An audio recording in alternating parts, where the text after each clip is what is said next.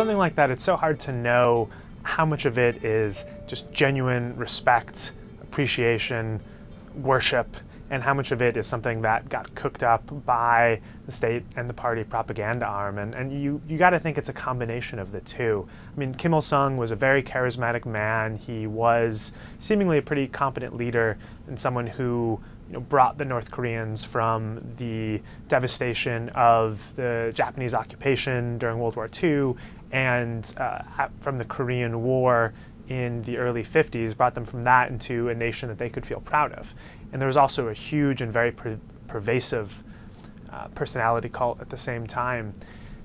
The other side of that is it's hard to know whether or not the respect that they feel is something that they feel because that's actually how they feel, or they fear what would happen if they don't publicly show that. When people read about North Korea, they forget that it's a country filled with actual living, breathing people.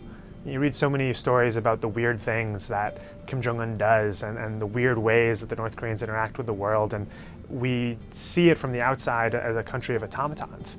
And we lose the humanity of the place, the humanity that they share with everywhere else in the world. So it's not one specific misconception. I think if you press people on it, they would recognize that people in North Korea are actually people. But I think we just see it as this, this alien land ruled by a cartoonishly evil dictator, and don't realize that Kim Jong-un and all of the people under him are, first and foremost, humans. I think that's something that gets lost in the coverage. Kim Jong-un does practice a more open leadership style than his father, so in that sense the politics seems to be less opaque. Kim Jong-il's voice was only heard publicly once in the late 90s when he urged the army to persevere and keep going on, whereas Kim Jong-un is more of a retail-style politician, more of the kissing babies and speeches and doing manly things in public. So, they have that going for it, which didn't really happen under Kim Jong-il, but it still is the world's most closed country. I think it should. I think, there's a healthy debate on both sides over whether or not we should encourage people to go to North Korea. We should encourage them to see the country, to get a sense, however limited it may be, as to what the place is actually like, because on the one hand, doing that does bring money into the country, and it's probably not money that's going to trickle down very much. On the other hand, it is one of the few ways that we as individuals can make a very slight difference in the isolation of North Korea.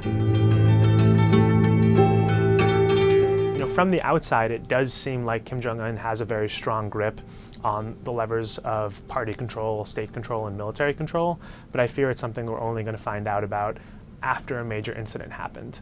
So the execution of his uncle, Jang Song-taek, which seemed to be a very, very major point in North Korean political history, could have been a sign of strength, could have been Kim's ability to purge a figure who was a rival to him, or it could have been a sign of weakness. It could have been him lashing out on someone who he didn't know how to control except by executing. It seemed to be, it was more of a Kim Jong-il strategy, and it was more of a way to prioritize the army and keep the country in a state of military readiness to bring the country together in the face of a common enemy, the United States, and then also to a smaller degree, Japan. I think Juche is a part of this idea of race-based nationalism. I think self-reliance is, obviously it's a terrible economic strategy. All of the countries that have practiced any form of autarky or any form of just trying to produce everything domestically have had really, really lackluster economies.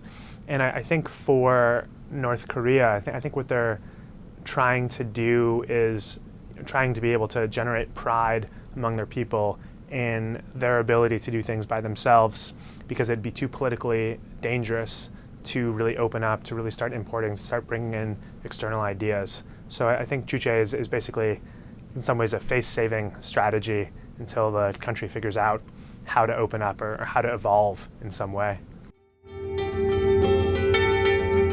When you go to Pyongyang as a foreigner, you're you only see in some ways what your minders want you to see, but what they want you to see is so fascinating, and it's so different from the way we process information, from the way that we view the world.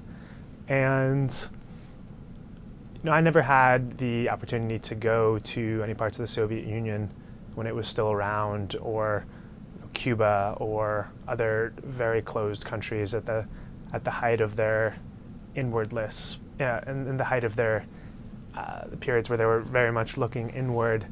But I remember I went to the Pyongyang Fun Fair when I was there in 2011, and the soda machine at one of the concession stands didn't have any brands on it. It just had 4 little soda dispensers, and on them was just a picture of a fruit: apple, pear, grape. And it's just amazing that if you cut yourself off for the rest of the world, so many things that we take as a standard way to do things. Oh, soda machine's going to have the brand of the soda, the name of the soda, but for this, it's just utterly different. So down to very small details like that, to the architecture of the city, to the way the people looked, to the general, almost entire refusal to make eye contact with any of us. It's just a very different experience. Yes, I think North Korea is probably the most failed state that we have today.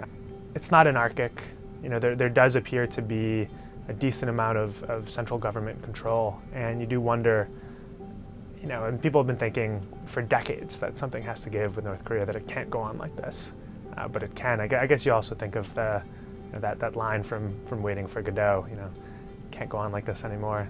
Yes, you can, and North Korea will just keep, it'll keep doing what it's doing until something changes. And it's a pretty vague pronouncement from someone who talks about these things, but it's just extremely difficult to know.